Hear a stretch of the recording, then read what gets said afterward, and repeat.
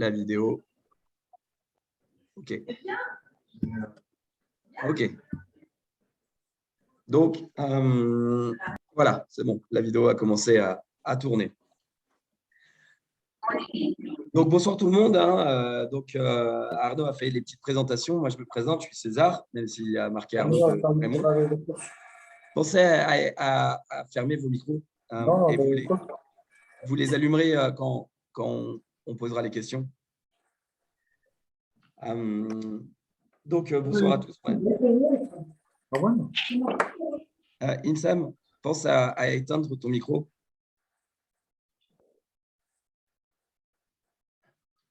Hop, je vais regarder aussi les discussions. Ah, je peux mute tout le monde. OK. Je ne suis pas aussi fort en Zoom que ça. Ah, c'est un métier. C'est en bas de l'écran, tu dois avoir participant et forcer la fermeture de micro ou un truc comme ça. Je suis en anglais, donc je ne saurais pas te le dire. On peut réactiver si on a à causer aussi. Hein. Tu ne tues pas la parole. Hein. Ah ouais, mute tous. OK, je mute tout le monde. OK. Et je démuterai tout le monde quand vous poserez les questions tout à l'heure. OK. Donc, c'est parti. Donc, déjà, bonsoir tout le monde. Moi, je suis César de la Bière Fabrique. Donc, je suis responsable technique. Je suis brasseur et responsable technique pour les formations donc avancées. Et aussi, je suis en train de créer les nouvelles formations. Donc, déjà, je vais vous présenter un peu la Bière Fabrique. Pour certains d'entre vous, vous connaissez déjà. Hop. Donc, la Bière Fabrique, au début, ça a été des ateliers de brassage dans Paris pour en fait partager la passion du brassage amateur grandissant en France. Et donc, en fait, par session de deux, et donc, en fait, vous brassez, ça se fait toujours, vous brassez 15 litres. Vous avez le choix entre 7 recettes. Vous brassez 15 litres et vous revenez 2 semaines plus tard, une fois que vous avez brassé, pour récupérer vos 15 litres. Mais en fait, au vu de la demande croissante de formation professionnelle, parce que de plus en plus de personnes venaient dans les ateliers et nous demandaient si on ne pouvait pas forcer un peu les formations, si on ne pouvait pas étendre nos formations avec nos brasseurs pour aller plus loin. Et donc, en fait, très vite, on s'est dit que oui, ça manque de formation. Le dernier diplôme de brasseur, il a été arrêté dans les années 80. Alors, il y en a encore quelques-uns, mais en fait, comme c'est souvent l'université, ils font des offres une fois par an, comme par exemple La Rochelle, ou par exemple aussi dans le Jura, à Poligny. Donc, en fait, c'est des parcours très longs et en fait, qui ne se prêtaient pas forcément à certaines personnes qui voulaient refaire une formation pour changer de métier, aller vers leur passion du brassage et qui n'avaient qu'une semaine ou 2 semaines pour leur CPF. Donc, nous, on a plusieurs formations. On va avoir des formations professionnelles, donc sur une semaine pour de profanes à un peu connaisseurs.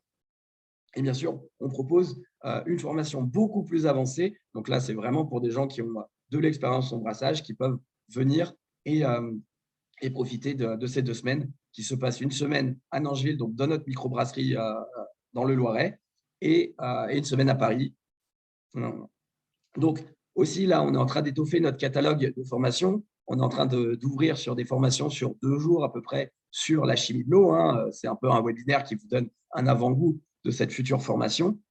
Et aussi, là, une formation qui serait sur une semaine pour opérateurs en brasserie. Donc, ça veut dire que si vous avez votre microbrasserie ou vous voulez travailler en microbrasserie, mais vous n'avez pas forcément les fonds ou l'envie de devenir chef d'entreprise, eh bien, en fait, ça vous permet de faire une reconversion professionnelle en opérateur brassicole. On est aussi en train de faire donc, des modules sur la gestion de levures, comment récupérer nos levures, comment les chouchouter et les aimer. Ne vous inquiétez pas, on va faire des webinaires sur les levures, c'est ma grande passion. Donc voilà, donc on a étoffé notre offre de formation. Mais la Bière Fabrique, ce n'est pas que ça. On est en train donc, de monter une ligne d'encanage mobile. Donc, ça veut dire qu'on a un camion. Si vous avez une brasserie isobarométrique, par contre, le resucrage en canette, c'est vraiment trop dangereux. Pour les explosions de bouteilles, ne vous inquiétez pas, on prépare des webinaires là-dessus aussi. Donc, l'encanettage mobile, donc nous, on arrive avec le camion chez vous et on met en canette vos produits, avec l'étiquetage, évidemment. Donc ça, et on est en train donc de monter notre microbrasserie pédagogique qui se rapproche de Paris pour proposer aussi toute une gamme de brassages à façon. C'est-à-dire que vous êtes en train de monter votre brasserie ou vous avez un restaurant et vous voulez une référence qui est bien à vous, vous venez nous voir et on vous fait 10, 20 hectos ou plus si vous voulez.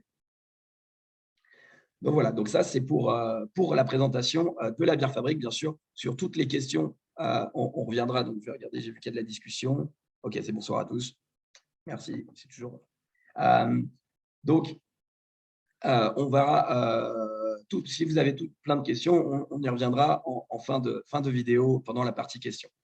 Alors, bien sûr, restez dans cette partie vidéo jusqu'à la fin parce qu'on a une surprise pour vous. Donc, on a une surprise pour vous en fin de vidéo sur nos offres de formation.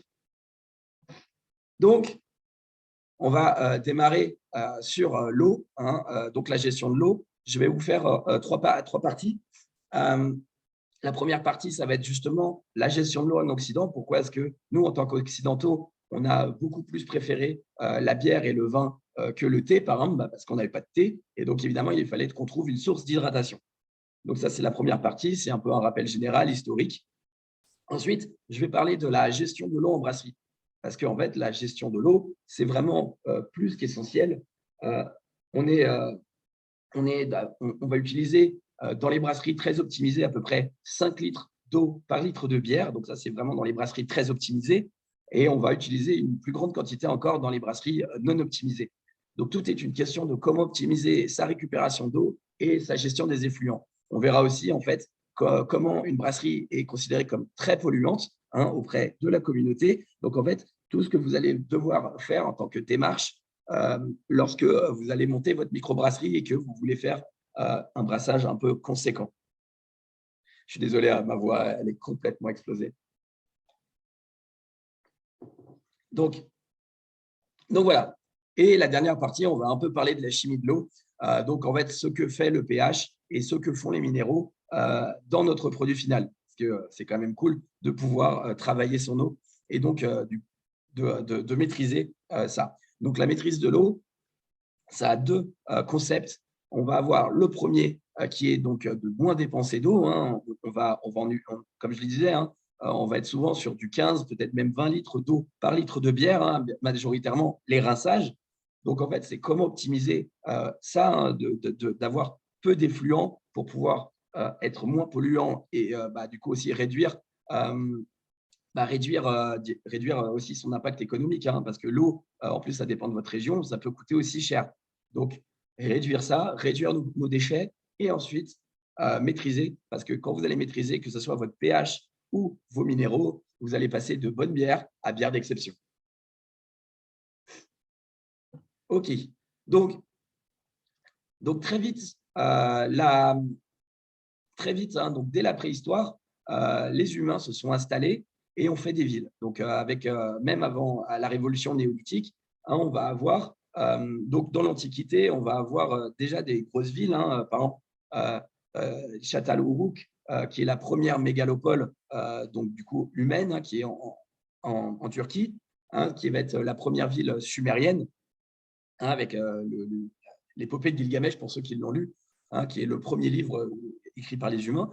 Et là, je vous ai mis une photo de Petra, qui est donc en Jordanie, qui est en fait donc une ville complètement recluse dans les méandres des falaises. Et en fait, ils avaient une gestion de l'eau assez formidable qu'ils acheminaient via des petits aqueducs. Donc, vous voyez, je ne sais pas si vous voyez ma souris, des petits aqueducs qui arrivaient et qui donnaient l'eau courante absolument à tout le monde. Pour Babylone, évidemment, on a les fameux jardins suspendus de Babylone, où en fait, ils avaient des vis sans fin qui permettaient en fait d'acheminer l'eau sur les différentes hauteurs. Donc, pourquoi est-ce que l'eau est super importante quand vous avez une ville? Eh bien, tout simplement à cause des déchets humains. Ce n'est pas bien important d'avoir accès à de l'eau propre lorsqu'on est chasseur-cueilleur, parce que finalement, on va être 15 individus qui vont se balader dans la forêt ou dans la pampa. Mais par contre, dès qu'on va avoir des villes, de vraies villes, eh bien, cette réunion se termine dans 10 minutes. Pourquoi? Hein? Dès que vous allez avoir de vraies villes, eh bien, ça me fait un peu peur qu'ils disent que cette vidéo se termine dans 10 minutes. Je m'en occupe, César. OK. Donc, dès que vous allez avoir de vraies villes, le problème de la gestion de ce qu'on appelle en épidémiologie le péril fécal, donc en fait la gestion des déchets humains, va être vraiment vitale parce que la plupart des micro-organismes qui sont pathogènes pour les humains vont être dans l'eau croupie. Apparemment, on va parler de vibrio coloré tout à l'heure. Donc là, je vous ai mis une amphore romaine, donc avec les porteurs d'amphores, en fait, les Lassanophereus.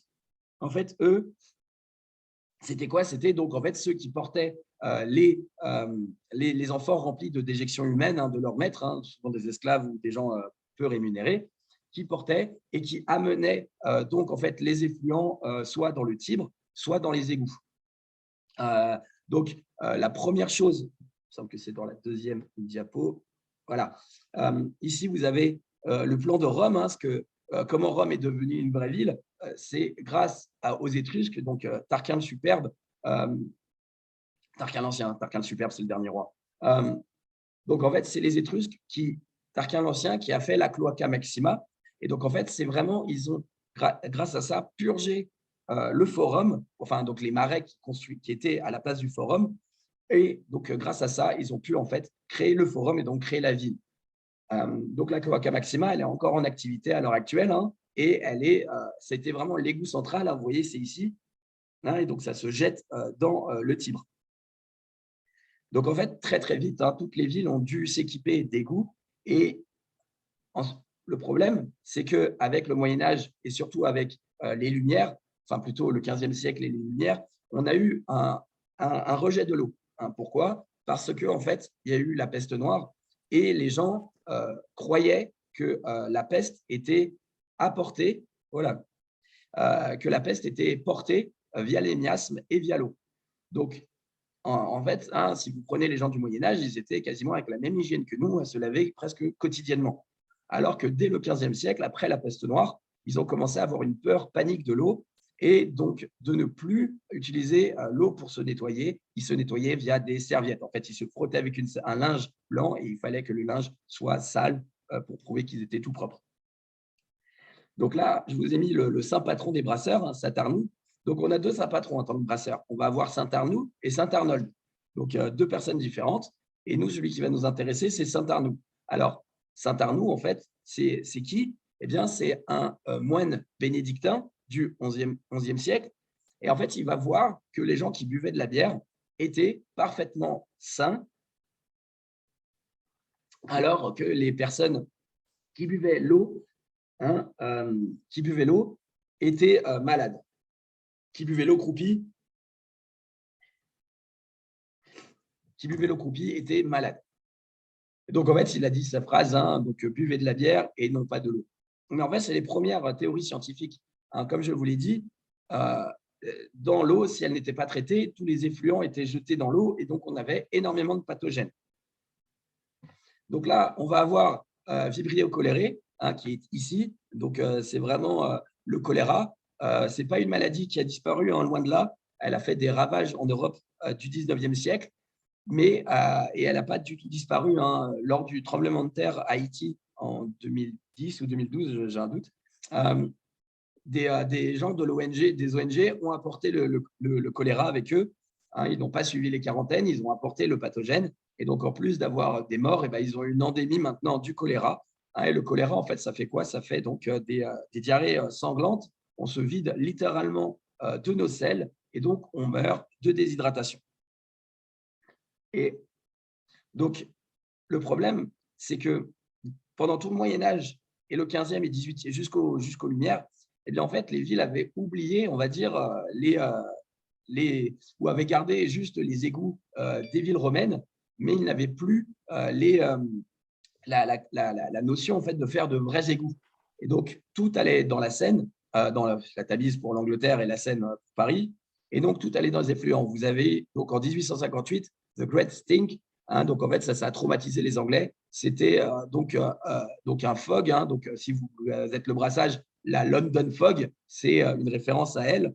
Hein, donc, la London Fog, c'est donc le titre de ce Great Stink de 1858. Donc, en fait, c'est quoi? Eh bien, en fait, les eaux étaient tellement dures qu'on pouvait presque marcher dessus. Et en fait, avec toutes les déjections humaines et les rejets, ça avait juste pourri à ciel ouvert et avait fait donc cette grande puanteur qui avait envahi pendant des jours et avait fait un nuage presque toxique sur Londres.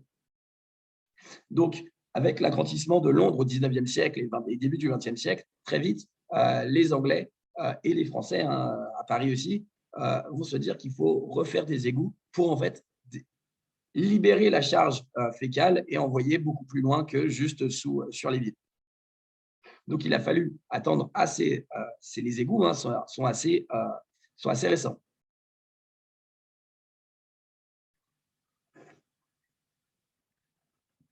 Des problèmes de. Donc maintenant, vous comprenez bien que nous, quand on va avoir une brasserie, eh bien, tu as vu, la vidéo, elle continue à défiler. Quand on va avoir une brasserie, hein, on va avoir différents types de rejets. On va avoir les déchets chimiques, on va les voir après, et les déchets organiques. Et bien sûr, en fonction… Ok, super. Donc, en fonction de votre quantité de levure que vous allez rejeter, eh bien, en fait, vous allez plus ou moins charger votre endroit où vous vivez. Donc ça, c'est vraiment super important quand vous allez prévoir l'implantation de votre brasserie, parce que ça peut vous faire des coûts bien supérieurs à ce que vous pensez, notamment si vous êtes à la campagne et que vous êtes sur un réseau très petit. Hop. Donc, nous, quand on rejette nos déchets, dès qu'on va donc en brasserie, on va avoir donc, ces différents rejets. Donc voilà, je vous ai mis donc, les matières organiques en suspension, donc les messes. Nos déchets chimiques, hein, donc tout ce qui va être PERA, tout ce qui va être aussi la soude. Hein, donc il va falloir qu'on neutralise ces eaux de rejet pour pouvoir être dans un pH de 5,5 à 8,5, qui est considéré comme le potable.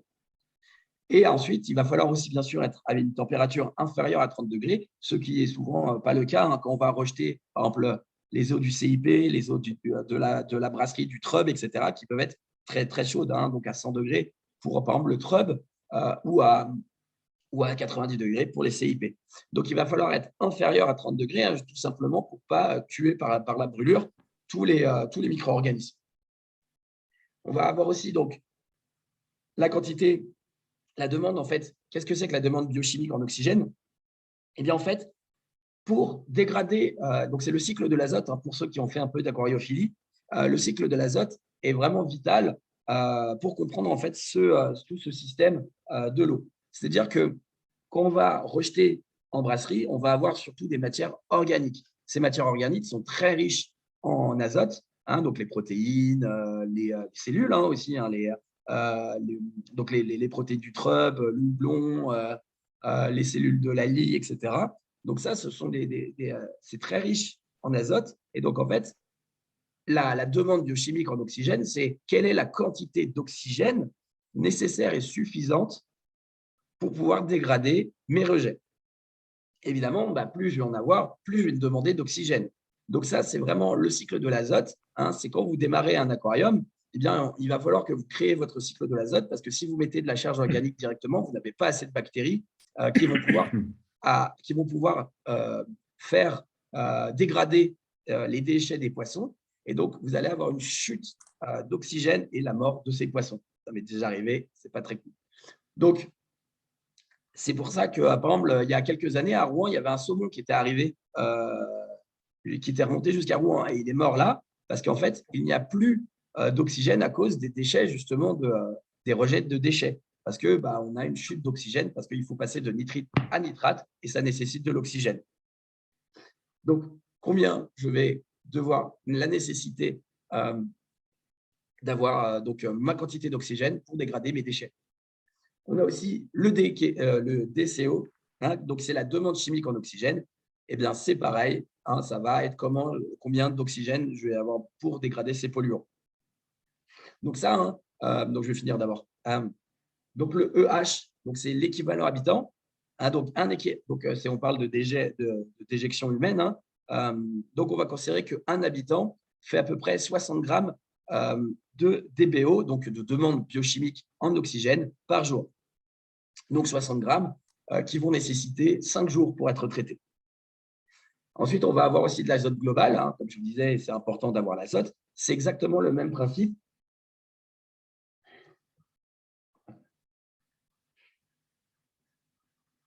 Il y a des gens qui ont du mal à se connecter. Donc, c'est exactement le même principe que lorsque je vais… donc, l'azote, hein, c'est ça qui va aussi polluer. Donc, c'est le même principe, en fait, l'azote que les marées d'algues vertes. Hein, donc, historiquement, quand nos agriculteurs de l'ancien temps, on va dire, travaillaient avec les cochons, dans les élevages de cochons, déjà, il y en avait moins, mais en fait, ils étaient sur la paille. Et donc, en fait, ils faisaient leur déjection sur la paille. Et, donc et après, ils envoyaient ça en fumier. Donc, les premiers cycles de l'azote se faisaient sur la paille, puis après, ils continuaient au niveau du fumier. Sauf qu'à l'heure actuelle, avec on va dire l'élevage intensif, les cochons sont sur du carrelage. Hein, c'est beaucoup plus facile pour passer le Karcher et nettoyer. Et en fait, du coup, les rejets, les effluents vont être directement envoyés et le cycle de l'azote va se charger, va se faire dans l'eau. Donc, on va avoir une chute d'oxygène et aussi, on va avoir une augmentation en azote. Et tous les organismes qui aiment l'azote, hein, donc en fait, ça va vous permettre de faire vos protéines. Et donc, en fait, plus vous êtes un organisme qui vous reproduisez vite, plus vous allez avoir besoin d'une grosse quantité d'azote. Et notamment, ces algues vertes hein, qui se développent extrêmement rapidement vont en fait vraiment proliférer grâce à l'azote. Et donc, le NPK, hein, c'est l'azote organique et ammoniacal. Donc, ça c'est aussi, on utilise aussi des produits chimiques. Donc, en fait, nous, on va voir vraiment quelque chose d'essentiel. Hein. C'est donc, en fait, la quantité de rejet par notre brasserie. Donc, je vous ai dit que, en fait, 10 litres de levure, hein, donc votre lit, hein, ce que vous allez purger, 10 litres de levure correspond à 24 habitants. Donc, 24 EH jour. Donc, vous imaginez que même ça, parce que j'avais un ancien élève qui était dans ce cas-là, il était à la campagne, dans un hameau, et en fait, la commune, hein, donc en fait, tant que vous êtes à moins de 10 hectolitres par jour de brassée, vous pouvez rejeter vos effluents directement dans le tout à l'égout. Et si vous êtes à plus que 10 hectolitres, là, c'est aux communes de dire si oui ou non elles acceptent. Alors, à noter que ça, c'est vrai et c'est faux. Ça dépend vraiment de la commune. Comme je vous disais, j'avais un ancien élève qui, en fait, il était dans un hameau et il brassait à peine 5 hectos, donc 500 litres, hein, mais 5 hectos avec le trub, avec les purges de tout, on est quand même sur à peu près 20 litres de matière organique. Donc, en fait, c'est comme si lui, il rajoutait en fait 48 habitants à la petite commune. Donc, si c'était un réseau qui était fait pour 12 ou 20 personnes, eh bien, par jour, il multiplie par 4 ou par 3 ou 4 le nombre en fait, de rejets. Et donc, ça, évidemment, les communes, en fait, donc les stations d'épuration pour les petits sont calibrées en fonction des habitants. Et donc, évidemment, ils ne peuvent pas supporter un tel rejet qui est en fait une augmentation. Donc, ça, évidemment, quand vous allez vous installer avec votre brasserie, il faut vraiment que vous alliez voir donc, votre commune et pour savoir en fait quelle est la capacité de votre station d'épuration à accepter les déchets. Parce qu'évidemment, on va devoir faire des bassins. Donc là, c'est ce que je vous ai mis. Hein, donc des bassins tampons. Hein, donc ces bassins tampons, c'est quoi? Donc en fait, vous avez un premier bassin qui va récupérer tous nos effluents. Hein, quel est l'intérêt de ce bassin? Eh bien, tout d'abord, ça va nous permettre de neutraliser tous nos déchets de soude ou de péra et d'acide. Hein, donc, ça va se neutraliser là. Ça va descendre en température. Ça va descendre en température.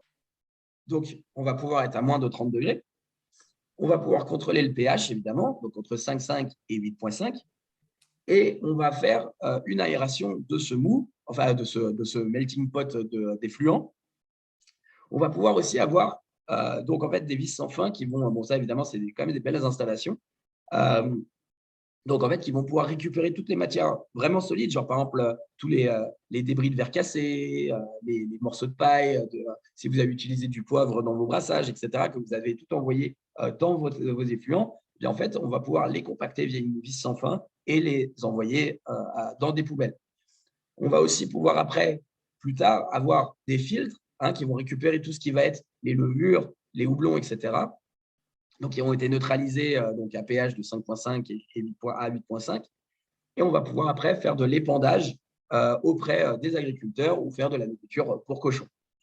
Et donc, en fait, donc après, on va pouvoir envoyer l'eau d'effluent une fois qu'on a récupéré un peu toutes les matières solides et l'envoyer dans un autre tampon où là, on va avoir les cycles bactériens, donc le cycle de l'azote. Et donc, c'est pour ça qu'il faut faire une grosse aération parce que je vous l'ai dit tout à l'heure, il faut beaucoup d'oxygène pour pouvoir passer le dénitrite à nitrate. Et donc, il faut bien aérer, comme dans un aquarium, il faut bien aérer pour être sûr que vous avez que vos bactéries aient bien assez d'oxygène pour pouvoir travailler proprement.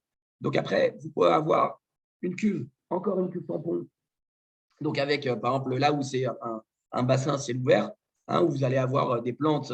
Alors, si vous faites une taproom avec des chambres d'hôtes, vous ne le mettez pas en dessous des chambres d'hôtes, ce bassin.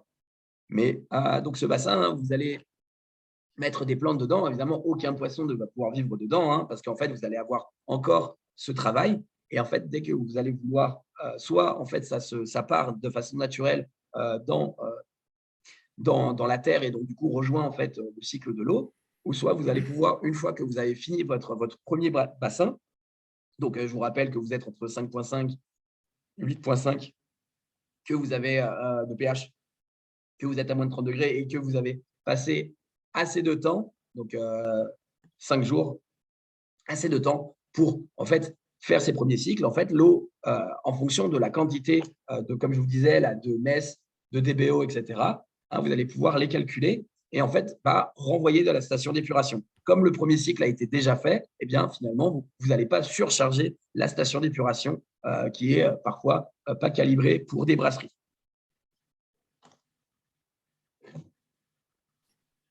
Donc, nous, quand on va brasser, comme je vous disais tout à l'heure, plus une brasserie est peu optimisée, ça ne veut pas dire que vous ne pouvez pas super optimiser votre brasserie pour récupérer la flotte de partout.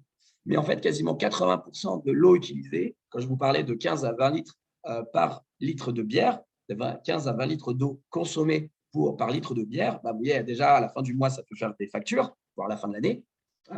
Mais c'est surtout en fait que 80% est pour le nettoyage. Donc en fait, il va vraiment il va falloir en fait penser à comment récupérer toute cette flotte. Donc mettre des bassins, parce que peut-être que vos eaux de nettoyage, vos eaux de récupération, vous ne voulez pas les utiliser pour nettoyer vos fermenteurs, etc. Mais finalement, vous pouvez les utiliser pour nettoyer votre sol, votre brasserie, faire vos cipes avec.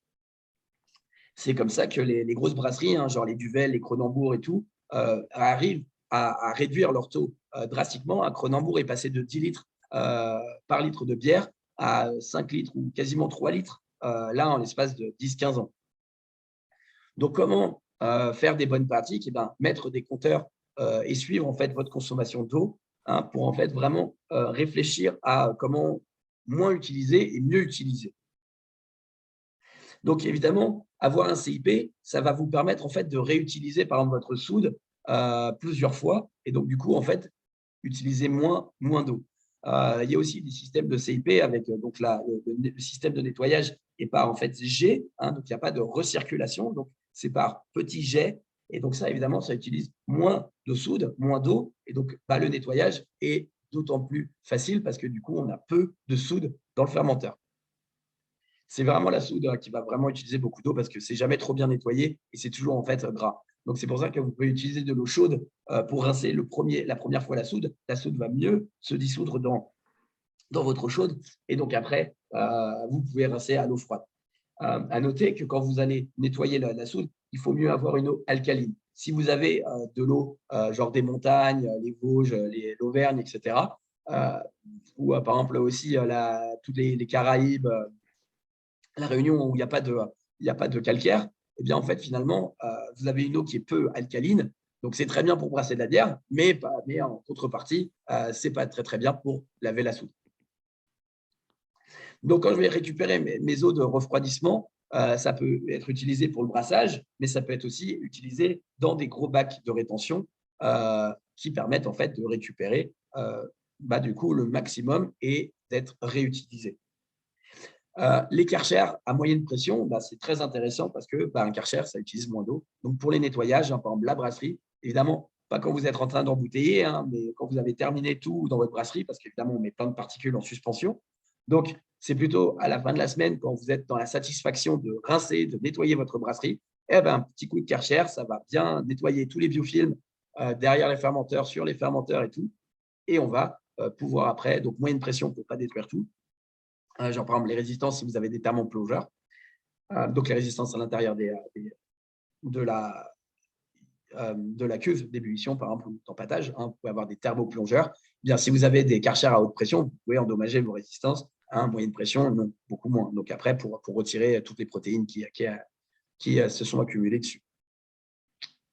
Donc ça, c'est vraiment des moyens en fait pour pouvoir réfléchir et vous aider à moins consommer d'eau. Donc, ça, c'est ce que je vous ai dit. Donc, tiré de l'ENIL Mamirol.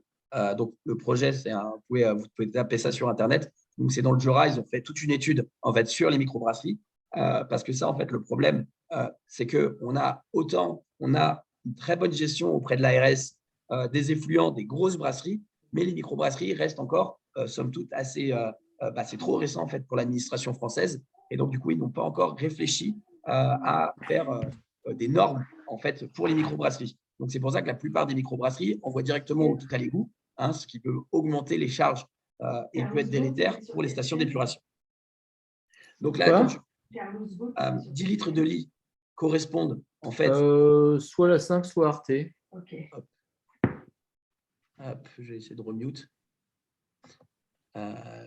Tous muets tous, oui. Donc, 10 litres de lit, donc quand vous allez purger, sachez que dans un 10 hectolitres, donc dans un fermenteur de 1000 litres, qui est quand même assez petit, vous avez bien au moins 30 litres de levure. Évidemment, ça va dépendre de la variété de votre levure. Donc, ça veut dire que si vous êtes sur du 10 hectolitres, eh bien, vous avez au moins 30 litres, donc 24 x 3, 48, et je suis très mauvais en calcul mental. Donc, l'équivalent de… Je vais tricher. Ou aussi dans les commentaires, vous pouvez le mettre, c'est 24 x 3, 72. Je me sens 72. Donc, vous avez l'équivalent en fait, de 72 habitants par jour. Donc, vous voyez bien qu'en fait, finalement, 72 habitants, c'est une énorme charge pour les stations d'épuration si vous êtes dans une ville petite. En revanche, vous êtes à Montreuil, vous êtes à Rouen, vous êtes à Bordeaux, vous êtes à Paris, 48 habitants ou 72, ce n'est pas grand-chose.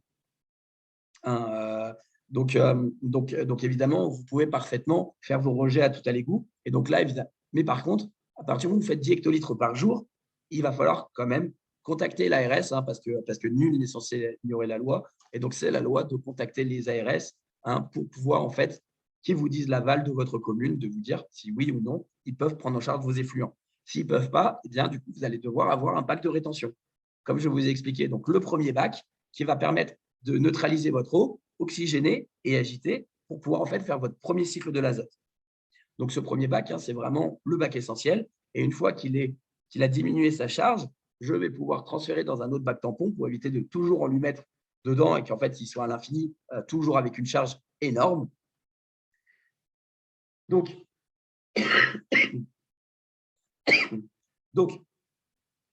ça, c'est les bacs.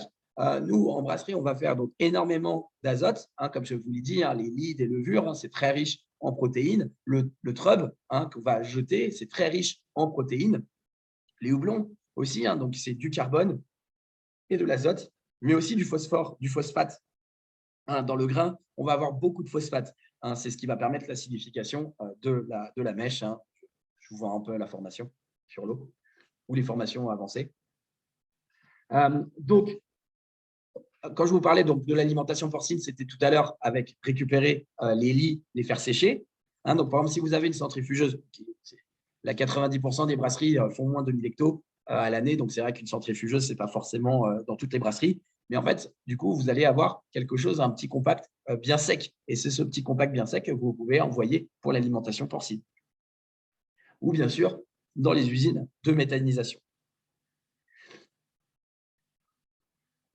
Donc voilà, donc, ça c'est la filtration du trub dans un bac de pré-traitement. Donc évidemment, ce n'est pas le bac avec tout ce qui va être soude, etc. Hein. C'est un pré-traitement pour récupérer, parce que pour l'alimentation porcine, on ne peut pas non plus c'est traîner avec les bouts de verre ou etc. Hein, tout ce qui casse dans la brasserie.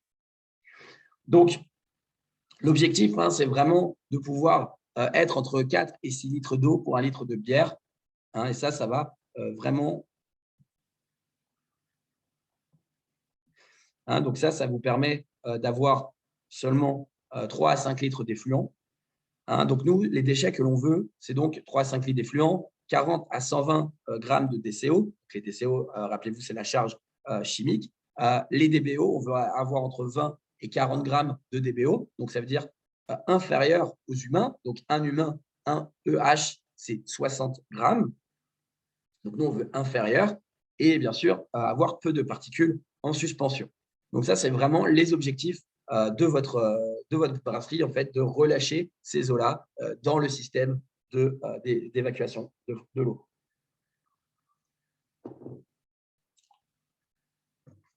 OK.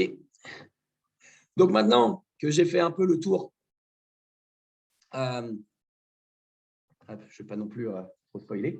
Maintenant que j'ai fait le tour, on parlera de toutes les questions tout à l'heure.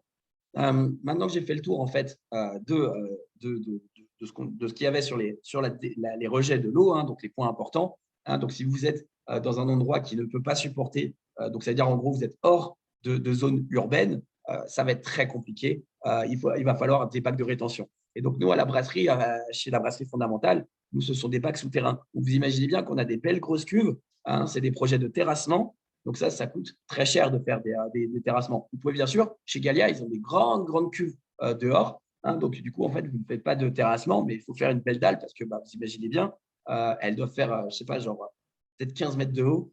Hein, donc, c'est vraiment gigantesque. Hein, mais donc, vous voyez que ce sont des coûts supplémentaires. Déjà, la brasserie, c'est cher. Alors, ça, c'est des coûts supplémentaires qu'il va falloir réfléchir dans votre business plan parce que ce serait quand même idiot que vous avez tout, vous avez le financement, tout se passe trop bien. Vous commencez à brasser et là, votre commune vous dit tac, tac, tac, ça va être compliqué pour nous d'avoir autant de déchets organiques. Et donc, il va falloir avoir des bacs de rétention. Ah, si vous n'en avez pas prévu, ça va être compliqué.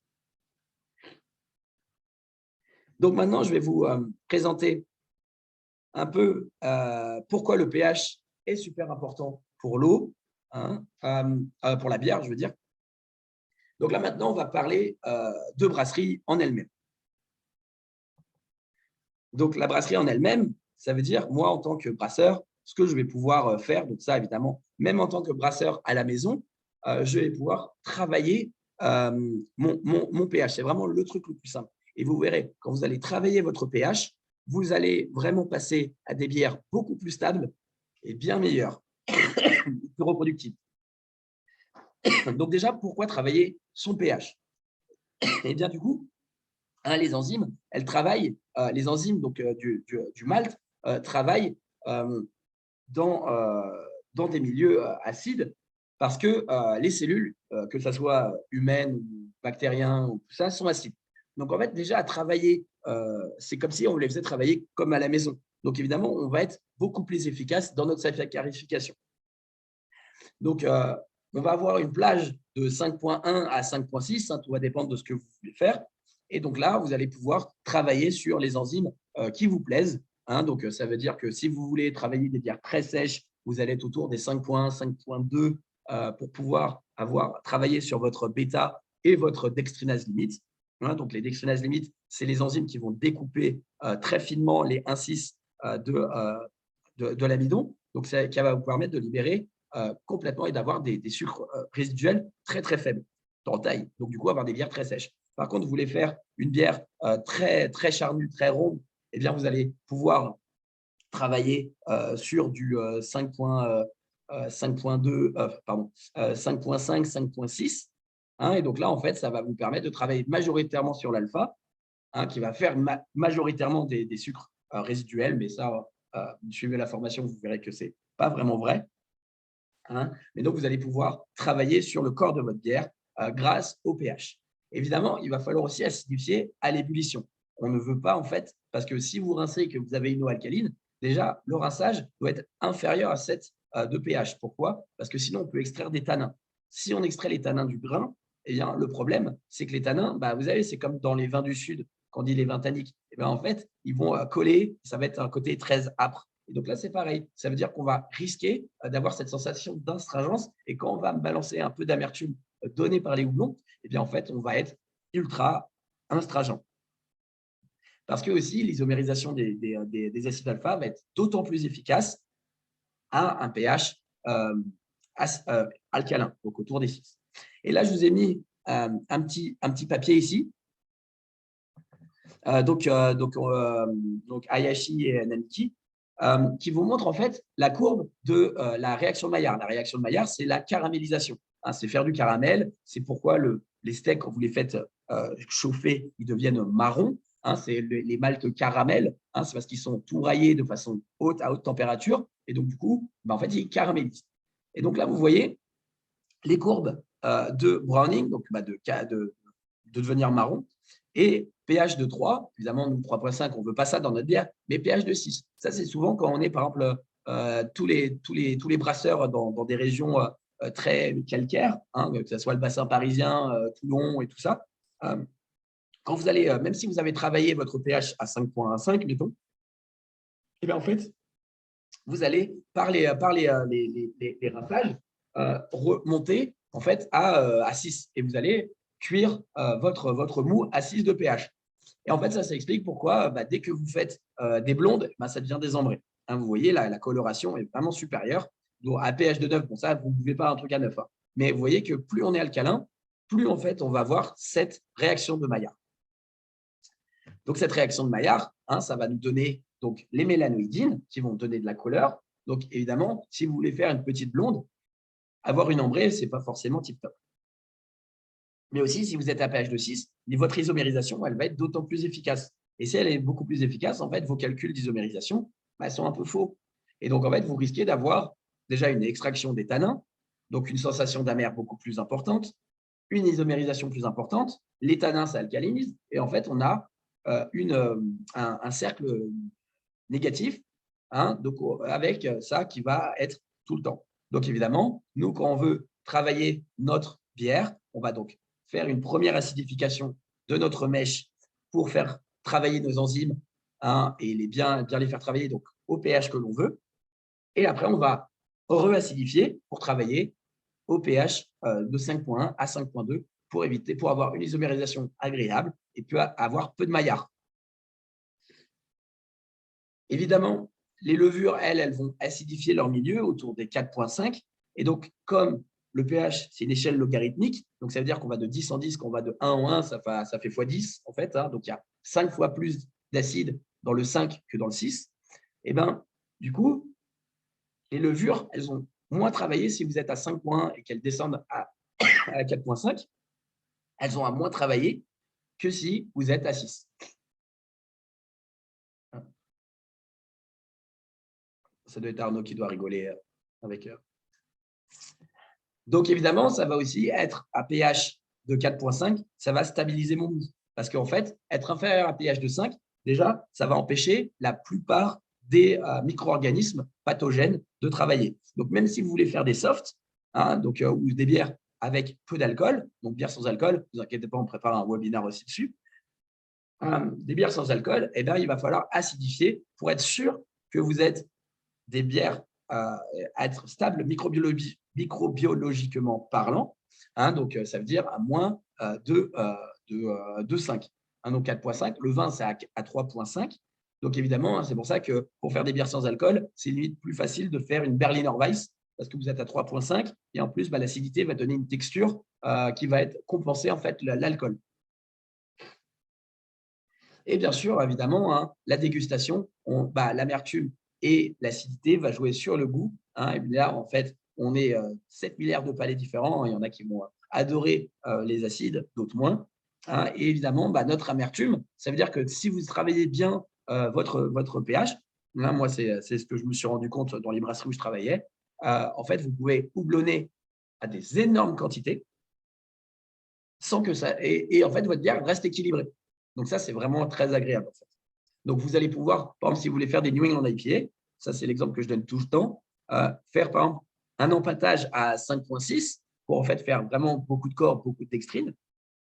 Et après, vous allez pouvoir descendre à 5,1 pour en fait permettre de houblonner et de mettre beaucoup de houblon sans que vous ayez une grosse isomérisation et surtout en fait à avoir cet effet tampon de l'acide sur les tanins et sur l'isomérisation. Donc là, ça c'est le cycle. Je peux le retirer. Non, je peux pas le retirer. Donc, il est déjà 47. Donc ça c'est le cycle du carbone dans l'eau. Hein. Donc, en fait, vous voyez ici que ça, c'est notre empâtage, ça, c'est notre ébullition et ça, c'est notre fermentation. Donc, en fait, quand vous êtes, vous, dans une région, vous allez en fait être plus ou moins, donc, pareil ici, hein, dans votre eau, entre 5,5 et 8, 8,5. Et évidemment, si vous êtes dans une région très alcaline, par exemple Paris à pH de 8, vous voyez, j'ai quasiment tout mon carbone qui est sous forme de HCO3. Donc, il va falloir que je mette beaucoup d'acide pour arriver ici. Alors que si je suis dans une eau, là, par exemple, là, j'ai cette semaine à la formation avancée, on a quelqu'un qui vient des Vosges et en fait, il est à 5,5. Donc, lui, en fait, il est déjà bien pour faire une blonde. Par contre, s'il veut faire un stout, il risque d'être trop bas et d'avoir un goût acide.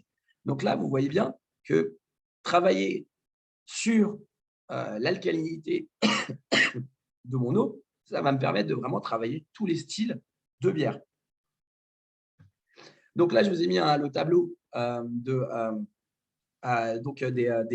du pH à l'empâtage, bien sûr. Hein, donc, vous voyez que le 5,4, c'est un peu le monopalier 67 du pH. Hein, ça veut dire que déjà, si vous ne savez pas par où commencer, travaillez à 5,4 et vous allez toujours faire des bières équilibrées. Donc, vous faites un empâtage à 5,4, vous faites votre monopalier 67 et après, vous descendez votre ébullition à 5,1. Et là, vous allez vraiment pouvoir faire tous les styles de bière. Et après, si vous voulez aller dans les détails, hein, vous dites, là, moi, je veux une bière, vraiment une pils qui soit ultra méga sèche, pour vraiment avoir le zufique, vraiment que ça soit ultra facile à boire. Et je vais pouvoir travailler à 5,2, 5,3 pour vraiment en fait, travailler sur ma dextrinase limite et sur ma bêta. Donc, je vais faire à basse température. Et après, je vais pouvoir donc encore assécher avec mon alpha. Et après, bien sûr, je mets 5,2, 5,1 pour l'ébullition, pour pouvoir bien travailler. Par exemple, les pils sont très, très, très, très, très amères. Hein, normalement, buvez des pils traditionnels tchèques ou même des microbrasseries tchèques actuelles. Vous allez voir, ce n'est pas du tout une Heineken. Hein, c'est vraiment puissant, herbacé, c'est très, très bon. Voilà. Donc, maintenant, on va pouvoir finir parce que je me rends compte que c'est quand même assez, le temps est déjà passé, sur les minéraux. Donc, le travail des minéraux, ça va être vraiment dans un deuxième temps. C'est-à-dire que travaillez déjà votre pH avec de l'acide lactique ou phosphorique, hein, comme vous préférez. Et après, vous allez pouvoir travailler vos minéraux. Donc, par exemple, le calcium, il est super important parce qu'il va aider la saccharification. C'est ce qu'on appelle un cofacteur. Donc, en fait, il va aider à l'ouverture et à la fermeture, donc à la réaction de notre amylase alpha. Hein. Il va réduire l'alcalinité via en fait, la phosphorylase, faire de l'oxalate de calcium, donc faire la précipitation de la pierre du brasseur. Il va aider à la fermentation parce que les levures ont besoin de calcium pour travailler. Et aussi, il va aider à la flocculation parce qu'en fait, il adhère aux lectines et donc, du coup, permettre d'avoir une belle flocculation. Donc, pour avoir une bière bien limpide et avec une belle saccharification, il nous faut du calcium. Ensuite, le magnésium, lui, il en faut évidemment, mais le problème, c'est que le magnésium, on a un seuil de détection à 40 ppm. Ça veut dire qu'en gros, très vite, on va avoir le goût métallique. Hein. Moi, ça m'est arrivé sur une bière. J'avais foutu comme ça 2 comprimés de magnésium. Je ne sais pas pourquoi. Je me suis dit, allez hop. et c'était un goût de métal. J'ai mis du temps à comprendre pourquoi. Les chlorures, donc pas confondre chlore, le dichlore qui est présent dans l'eau du réseau, et les chlorures. Les chlorures, c'est Cl-. Et donc, lui, il va vraiment faire ressortir le malt, donc vraiment la rondeur, et aussi le côté juteux. Donc, si vous voulez travailler les New England IPA, par exemple, c'est vraiment lui qu'il va falloir mettre l'accent. Donc, on va mélanger à la fois une quantité de chlorure et aussi un ratio chlorure sur le sulfate. On va en parler du sulfate. Donc, lui, il va plutôt avoir un effet asséchant. C'est lui qui était traditionnellement utilisé pour faire des bières très sèches à Burton, Open Front, et donc en fait faire les premières IPA, donc les India Pale Ale. Et c'est ce qu'on appelle burtoniser l'eau, à mettre du gypsum. Et donc lui, si vous voulez travailler sur le côté résineux et facile à boire, donc ça veut dire en gros comme ça sèche la bouche, en fait, vous pouvez toujours continuer à boire, eh bien il faudra travailler sur le sulfate. Évidemment, le sodium, c'est un exhausteur de goût, c'est pour ça qu'on met du sel, du NaCl dans les plats. Donc, on va à la fois travailler sur les chlorures. Si vous avez des brasseurs à côté de chez vous qui me disent qu'ils mettent une pointe de sel de table, en fait, c'est vraiment pour accentuer le côté des chlorures. Et un petit peu de sodium, ça travaille un peu le goût. Mais évidemment, il y a des styles qui vont être salés. Et vous voyez que très vite, on va avoir un seuil de détection très faible et très vite, on peut avoir un goût salé. Évidemment, le fer, on n'en veut pas. 0,0,0, ça fait une infection aux métaux lourds. Ce n'est pas terrible. Donc voilà, c'est le petit premier webinaire est fermé, est terminé. Désolé, je suis un peu complètement éclaté. Donc, je vous parlais de notre petit cadeau de début de vidéo. Eh bien, en fait, c'est que avec le web, attendez que je regarde. Je vais vous le marquer sur la discussion. Chlorure de calcium, par exemple. Oui, exactement. Le chlorure de calcium permet… je vais faire les questions. Là, je vous donne la surprise. Donc, en fait, si vous utilisez le code de réduction jusqu'à dimanche sur nos formations, vous avez 10% sur nos formations. Je vous dis tout de suite comment il s'appelle. Il s'appelle Webinar O1, je crois. Je ne vais pas vous donner des mauvaises indications. Voilà, parfait. Merci Arnaud. Donc, vous envoyez mettre dans le mail Web1O et vous avez 10% de réduction sur n'importe laquelle de nos formations, que ce soit la formation professionnelle 1. Très bonne question, Richard. Je te retourne vers Arnaud pour ce genre de questions. Donc là, maintenant, je vais pouvoir vous démute et je vais lire un peu vos questions. Bim bam boum. Tac, je vais départager mon écran pour que ça soit plus simple. En fait, non, je peux parfaitement regarder la discussion. Elle est où la discussion? Discussion. OK. Alors, par contre, je vais vous démute, comme ça va être plus simple. Participants. Participants, démute. Non, c'est pas là. Tiens. On peut se mute nous-mêmes au pire. Vous pouvez vous démute vous-même? OK. Ouais, cool. sauf si tu nous l'as forcé que toi, mais apparemment non. OK, bon, voilà. Donc, alors, je vais regarder les questions sur le forum. Alors, rinçage et l'eau, pH mètre, oui, oui, le pH mètre, ça fait vraiment partie du premiers investissements que vous devez faire. Bon, moi, il m'a fallu pas mal de temps, j'ai la flemme d'acheter un pH mètre. Personne ayant écrit sur l'écran peut-elle supprimer ses écritures? Ça, c'était Arnaud. Alors, avec quoi peut-on acidifier ou basifier? On ne basifie jamais, sauf si jamais toi, tu as… je vais dire à qui je réponds. Pardon, discussion. Donc, j'en étais où? Avec quoi on basifie? Donc, à Geoffroy Sommin, eh bien, en fait, ça dépend de ton eau. Ça veut dire que si tu es sur une eau qui est très alcaline, eh bien, tu vas utiliser des acides pour arriver au bon pH qu'il te faut. Donc, ça, tout va dépendre de la qualité de ta flotte. C'est-à-dire que si tu as énormément de calcaire, de calcaire et du calcium en grande quantité, mais ça me doute pas assez important pour bien faire l'acidification, ça me prendrait vraiment beaucoup de temps. Eh bien, en fait, je te conseillerais d'utiliser de l'acide phosphorique parce que l'acide phosphorique fait précipiter le calcium. Donc, ça veut dire que tu ne dépasseras jamais les 150 ppm de calcium qui pourraient potentiellement te donner des goûts de métal ou un goût un peu léché des cailloux. Hein. Ça, j'ai traumatisé les gens de la FOPRO avancés cette semaine parce que chaque fois, je leur parlais de lécher des cailloux, hein, la sensation quand vous avez trop de calcium, hein, ça arrive. Donc, après, basifier, tu ne basifies jamais. Parce que, comme on l'a vu, tes enzymes, elles ne travaillent pas dans des milieux basiques et surtout, tu vas avoir une réaction de Maillard trop importante. En revanche, si jamais tu veux faire un Imperial Stout et que tu as une eau qui est vraiment super méga douce, eh bien, tu vas pouvoir mettre de la craie, donc du calcium, du carbonate de calcium, hein, pour pouvoir en fait changer ta flotte et avoir assez de carbonate pour pouvoir en fait supporter l'acidification des maltes noirs. Et comme ça, tu vas pouvoir te faire un beau Imperial Stout sans avoir un goût acide. Donc, le jus de citron, hein, Yannick, ça peut être intéressant pour acidifier, mais en fait, l'acide citrique, ça donne vite un goût de citron. Donc, si tu veux te faire, je ne sais pas, une petite bière au citron, bah, ça peut être super intéressant. Mais si tu ne veux pas le goût de citron, bah, du coup, n'utilise pas de l'acide citrique. Alors, le chlorure de calcium, donc oui, ça c'est vraiment utilisé pour augmenter le taux de chlorure, hein, pour pouvoir bah, justement, et aussi le calcium. Hein, mais donc évidemment, quand vous allez travailler votre eau, il va falloir travailler pour ne pas rajouter trop de calcium. Donc si vous êtes dans une eau qui a déjà beaucoup de calcium, eh bien, il va falloir peut-être utiliser par exemple un acide qui s'appelle l'AMS, hein, donc il y a un mélange d'acide chlorhydrique et sulfurique. Comme ça, vous allez pouvoir alors, à noter que ce n'est pas en bio, hein, mais en fait, travailler donc à la fois la libération de chlorure et de sulfate, et en même temps, ça acidifie, sans avoir le contre-ion du calcium ou du magnésium. Alors, donc pour la question, si tu es avec les CPF, comme ça, je ne peux pas te répondre. Envoie-moi des questions techniques.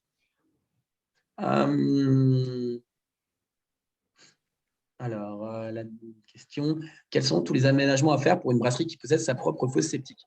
Alors, en fait, si tu as une fosse septique, hein, sache que c'est un milieu qui va être très, très instable, en fait, hein, et tu ne peux pas balancer. Il faut vraiment en fait, que tu aies, par exemple, une cuve avec un pré-tampon, hein, pour être sûr que ce que tu vas balancer dans ta fosse septique soit entre 5,5 et 8,5 de pH et à moins de 30 degrés. Sinon, tu vas tuer complètement tous tes organismes dans ta fosse septique. Donc, en fait, il faut vraiment que tu aies ta cuve en fait, d'effluent pour en fait, faire ta neutralisation et ensuite envoyer dans ta fosse septique. Nicolas. Alors, est-ce qu'on aura le PPT du webinar? Si vous voulez, hein, je peux vous l'envoyer. Hein, si vous pouvez m'envoyer un message, je mettrai mon mail en copie. Hein, je peux parfaitement vous l'envoyer. Hein. Il n'y a pas de souci. Sachez qu'en plus, le webinar va être mis sur notre page YouTube et sur la page YouTube que je suis en train de créer, où je vais essayer de mettre pas mal de contenu de cours de vulgarisation scientifique autour du brassage pour pouvoir profiter de la formation à distance. Alors, au niveau rejet, qu'est-il possible de faire avec une fosse septique? Quel volume de production? 3, 5 hectos. Bah, en fait, François, c'est un peu comme ce que j'envoyais à ce que je disais à Nicolas. Donc en fait, bah, tout va dépendre en fait, de la capacité de ta fosse septique. Et en fait, vraiment, il faut ta cuve tampon parce que si tu envoies un bloc de soude ou si tu envoies ton Péra et si tu envoies à 100 degrés, bah, les bactéries qui sont dans ta fosse septique, elles ne vont pas du tout apprécier.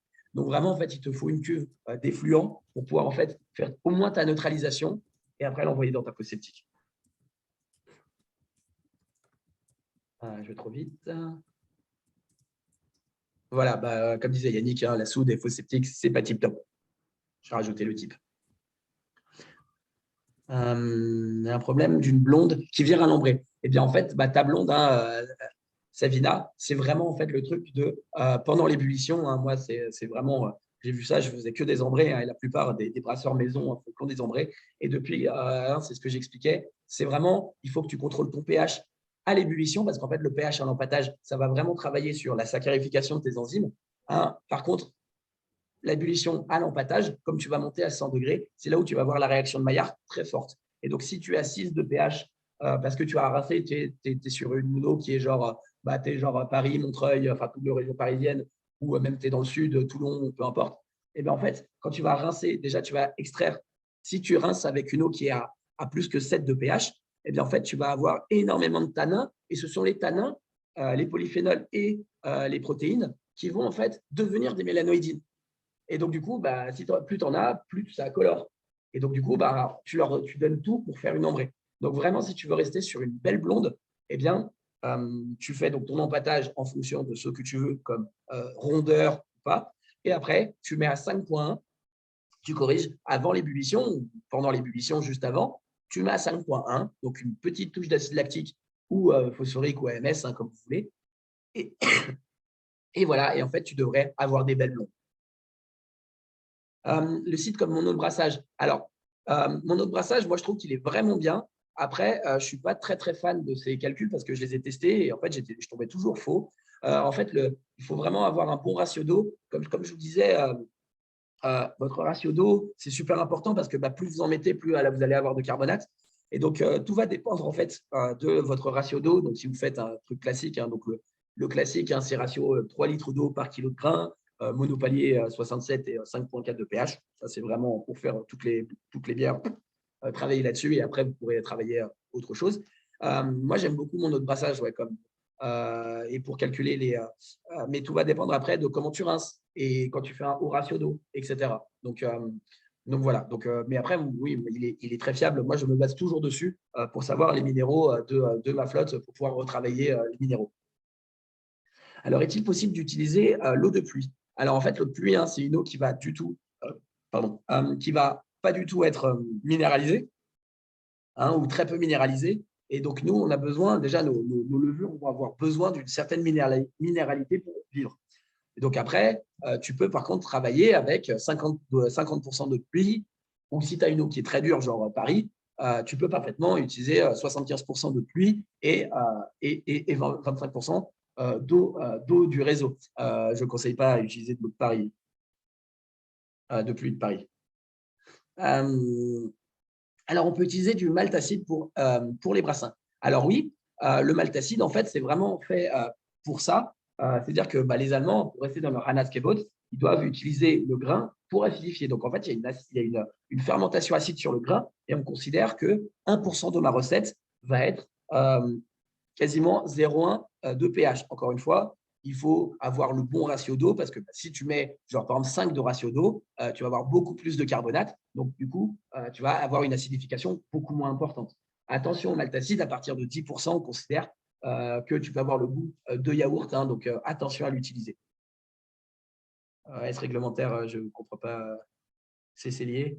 Réglementaire, c'est…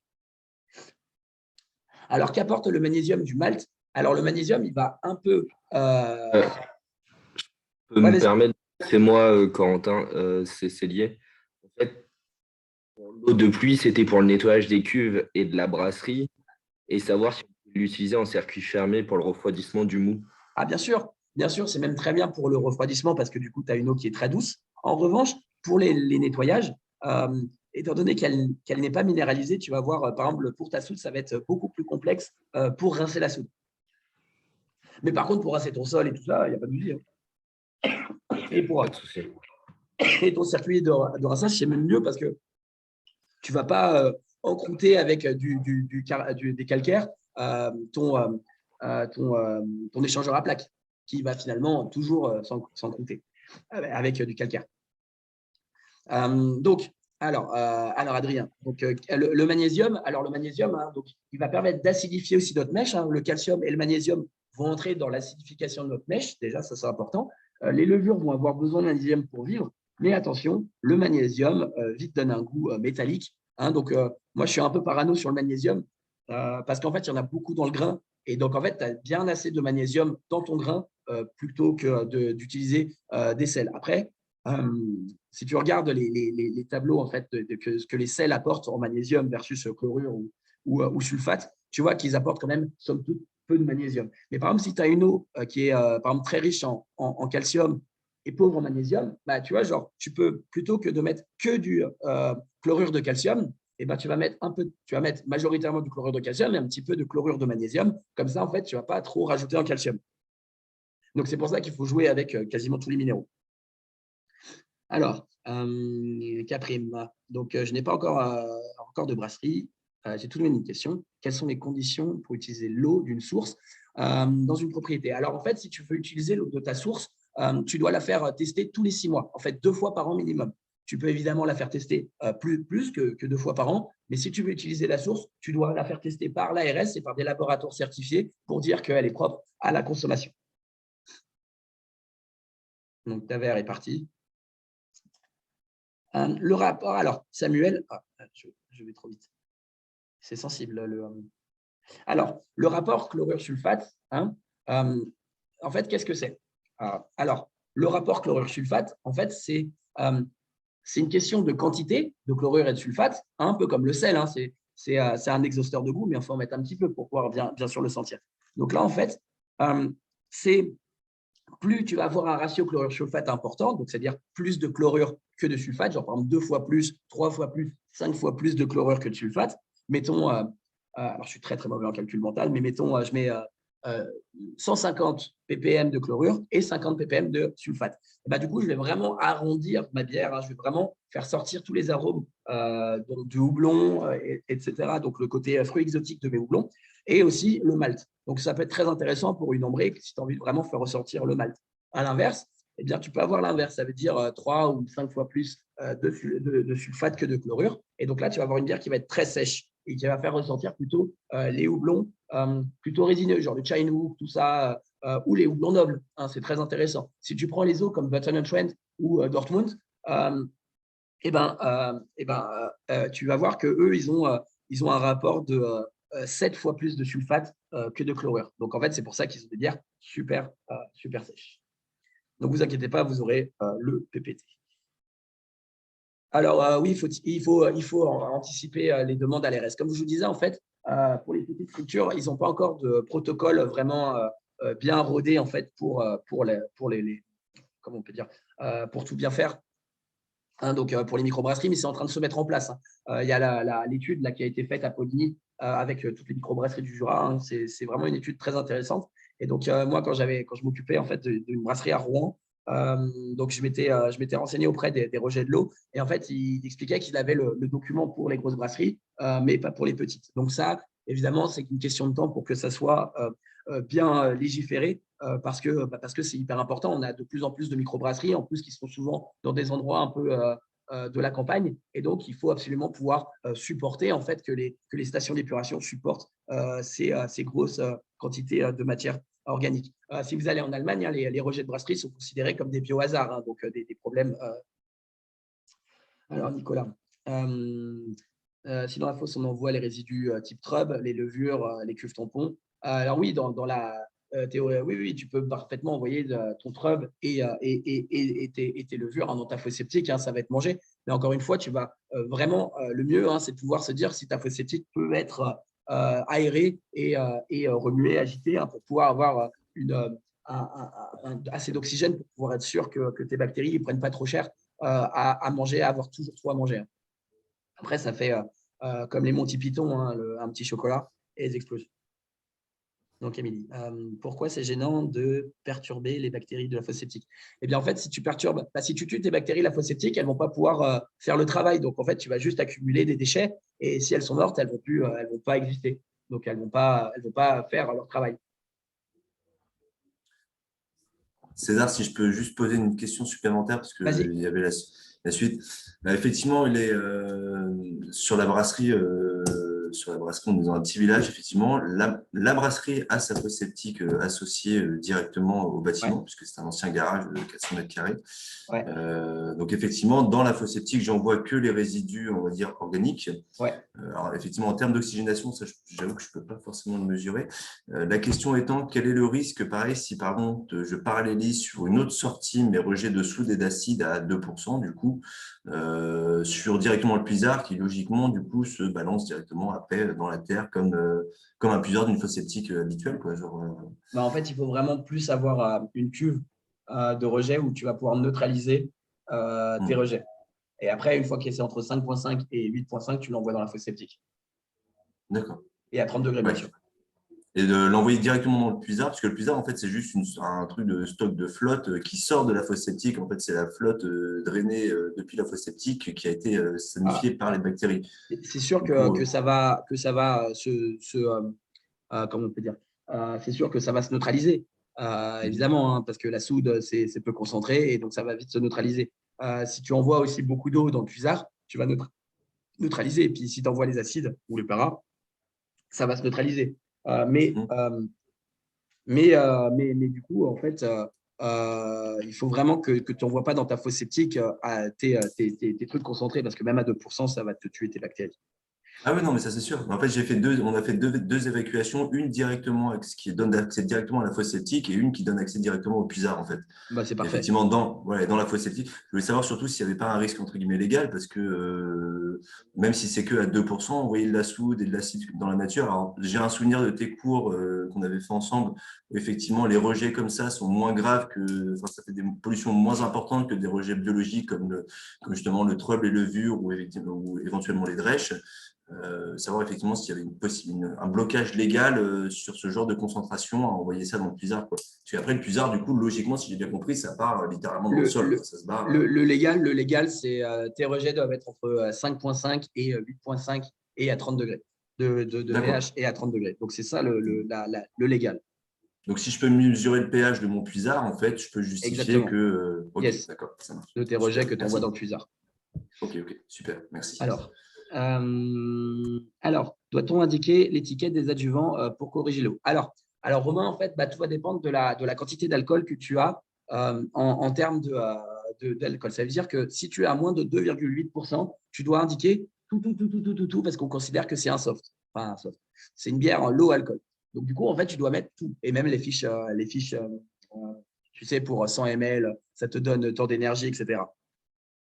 En revanche, si tu es sur une bière à plus de 2,8, c'est-à-dire à plus de 3, eh bien, en fait, tu n'as pas besoin de mettre rien du tout sur ton étiquette si ce n'est les allergènes. Ça veut dire que si tu n'as pas envie de marquer malt, machin, etc., tu peux juste marquer gluten.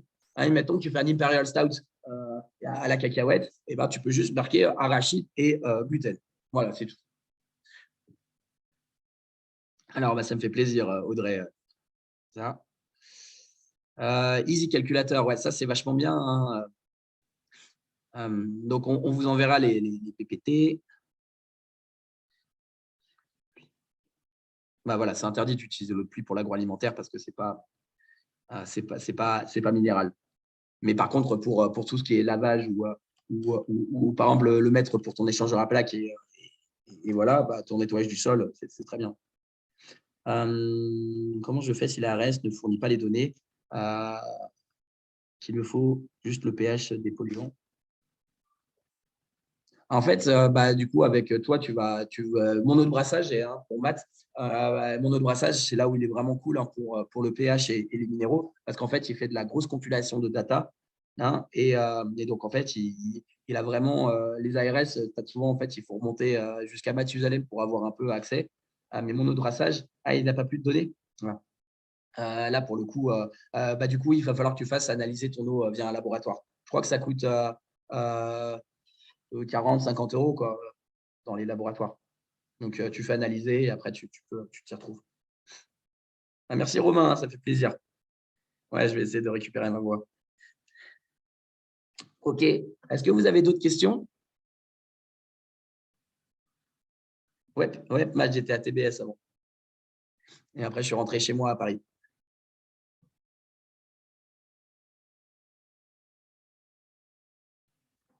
Merci beaucoup tout le monde. Hein. N'oubliez pas, vous avez avec Web 1O, si vous envoyez pour une formation, vous avez donc 10%. On vous tient très vite au courant pour d'autres webinaires. Hein. J'espère que j'aurai une vraie voix d'ici là. Voilà, et normalement, j'aurai une super brasserie derrière moi. Je vais essayer de faire les chaînes YouTube aussi. Et donc, voilà. Je vais arrêter la vidéo déjà. Hop.